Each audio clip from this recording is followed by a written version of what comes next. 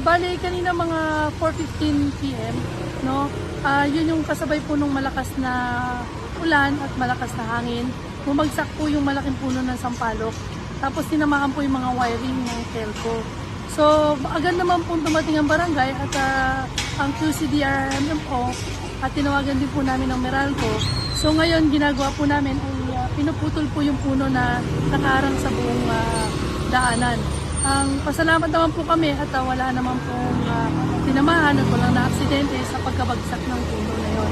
So ngayon po ay tumawag na po kami sa mga telco pero wala pa po silang, hindi pa po sila pupunta dito, pero ang QCDRMO at Meralco po ay nandito para respondihan po to.